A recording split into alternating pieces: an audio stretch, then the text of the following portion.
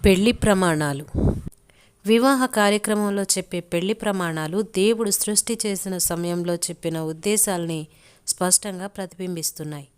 దేవుడు ఆది దంపతులైన ఆదాము హవ్వలను భార్యాభర్తలుగా చేసిన తర్వాత వారికి ఇవే ఉద్దేశాలు నేర్పించారు. అందుకే నవదంపతులు చేసే ప్రమాణాలు దేవుని సన్నిధిలోనూ సంఘం, కుటుంబం, స్నేహితుల సమక్షంలో చేశారు కాబట్టి వాటిని తీవ్రంగా పరిగణించాలని వారికి గుర్తు చేయడం ముఖ్యం. ప్రతి క్రైస్తవ వివాహంలో చేసే వివిధ ప్రమాణాల వివరాల్ని అర్థం చేసుకోవడానికి ప్రయత్నిద్దాం. మొదటిది,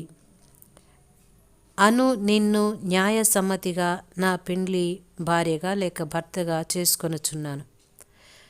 నీవు పూర్తిగా నీ భాగస్వామికి అర్పించుకునేందుకు వాగ్దానం చేస్తున్నావు. దీన్నే అంకితం చేసుకొనుట అని ఇంతకుముందు నేను ప్రస్తావించాను.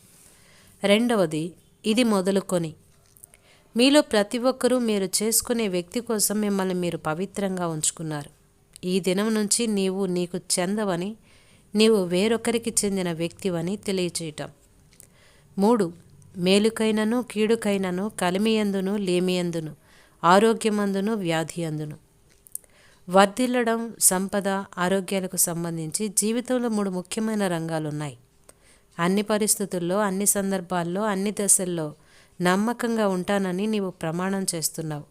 ఇప్పుడు మీరు ఒకరినొకరు యథాతథంగా స్వీకరిస్తూ భవిష్యత్తులో ఎలా మారినా బేషరతుగా అంగీకరిస్తానన్నమాట. 4వది, చావు మనలను ఎడబాపు వరకు. క్రైస్తవ వివాహాన్ని అర్థం చేసుకోవడంలో ఇది ఎంతో కీలకమైన విషయం. దీని తరువాత ధ్యానంలో వివరంగా దీనిపై చర్చిద్దాం. ముందుకు కొనసాగడం ఎంతో కష్టమైనప్పుడు వాటిని భరించగలిగిన వాళ్లే ముందుకు కొనసాగలరు అనేది ఒక నానుడి. ఆ తర్వాత మీరు ఒకరినొకరు ప్రేమించి, సంరక్షించి, లోబడి ఉంటానని ఒకరికొకరు వాగ్దానం చేసుకుంటారు. ప్రేమ అంటే షరతులు లేనిది, త్యాగపూరితమైంది, నిస్వార్థమైనది. క్రీస్తు లాంటి ప్రేమ అంటే నీ భాగస్వామి నిన్ను ప్రేమించినా ప్రేమించకపోయినా, దయచూపి అర్థం చేసుకున్నా లేకపోయినా, నీ ఆశలు తీర్చినా తీర్చకపోయినా ప్రేమిస్తూనే ఉంటానని నీవు వాగ్దానం చేస్తున్నావు. ఈ విషయంలోనే అనేక మంది దంపతులు పడిపోయి విడిపోతున్నారు. అలా చేయడం కష్టమే కానీ నీవు వాగ్దానం చేశావు. దేవుని ఆజ్ఞ కూడా అదే. పరిశుద్ధాత్మ శక్తితో నీకు సాధ్యతరమైన వాటిని చేయమని దేవుడు ఆజ్ఞాపిస్తాడు. దేవుని యందు నమ్మిక ఉంచితే ఏది అసాధ్యం కాదు అనే పాట ఉంది. వెచ్చదనాన్ని పంచడం. కోడి తన రెక్కల కింద పిల్లల్ని ఎంత వెచ్చగా దాచుకుంటుందో అదే వెచ్చదనాన్ని ఇది వివరిస్తుంది. అంటే ప్రేమగా కాయడం. నీకెలాంటి అసౌకర్యాలున్న అవతలి వ్యక్తికి వెచ్చదనాన్ని పంచగలుగుతాం. సంరక్షించటం. శారీరకమైన బాధ్యతనే కాక వ్యక్తికి సంపూర్ణ భద్రతనిచ్చుట. భావోద్రేక, మానసిక, సామాజిక, ఆధ్యాత్మిక భద్రతనిచ్చుట. భార్యకు భద్రతను కల్పించడం, నెమ్మదినివ్వడం భర్త బాధ్యత. ప్రస్తుత దినాల్లో గృహహింస ఎక్కువైపోతుంది. పెళ్లి ప్రమాణాలు గమనానికి తెచ్చుకుంటే భార్య భద్రత పట్ల భర్త బాధ్యత, విధి గుర్తుకొస్తాయి. విధేయత చూపడం. ఈ మాటను బానిసత్వం, ఆత్మన్యూనతగా అపార్థం చేసుకోవడం చేత ప్రస్తుత సమాజం దీన్ని తక్కువ దృష్టితో చూస్తుంది. నేడు నాగరికులుగా పిలువబడే స్త్రీ పురుషులు వివాహంలో సంపూర్ణ స్వేచ్ఛ, స్వాతంత్ర్యాలతో వ్యక్తిగత ఎంపికలు చేసుకోవచ్చనే తప్పుడు నమ్మకాలతో జీవిస్తున్నారు. స్వేచ్ఛ అంటే ఎవరికి ఇష్టం వచ్చింది వారు చేయడం అనేది వారి అభిప్రాయం. నిజమైన స్వాతంత్ర్యం అంటే ఇతరులకు కొంత తావిచ్చి వారి స్వేచ్ఛకు భంగం కలిగించకపోవడం. ఇతరుల ఇష్టాలకు లోబడడం, ఇతరులకు సేవ చేయడం అనేవి వారి దృష్టిలో తమ స్వంత స్వేచ్ఛకు, చిత్తానికి భంగం కలిగించేవిగా కనబడతాయి. అహం, పాతుకుపోయిన గర్వం అనేవి స్వాభావికంగా వచ్చిన సమస్యలు.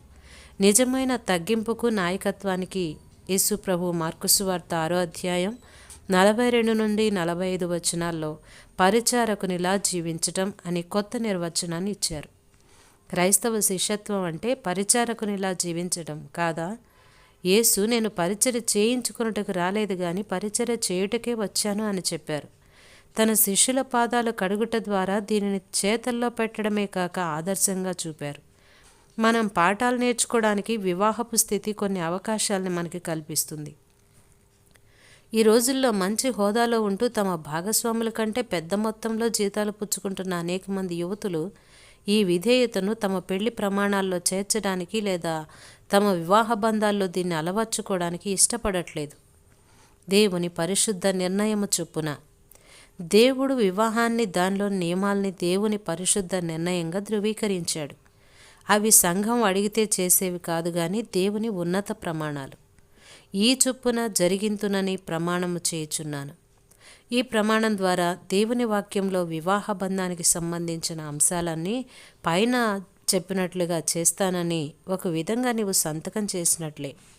ఈ పవిత్ర ఏకత్వానికి సూచనగా ఉంగరాలు మార్చుకోవడం లేక తాళి లేక మంగళసూత్రం కట్టడం జరుగుతుంది. చివరికి ఈ క్రింది హెచ్చరిక ఇస్తూ సంఘ కాపరి వాళ్ళని భార్యాభర్తలుగా ప్రకటిస్తాడు. దేవుడు జతపరిచిన వారిని ఏ మనుషుడు వేరుపరచకూడదు అని. ఆ దంపతులిద్దరూ వారి వైవాహిక జీవితాన్ని కలిసి ఆరంభించబోతుండగా సంఘ కాపరి వారిరువురిపై దేవుని ఆశీర్వచనాలు పలుకుతాడు.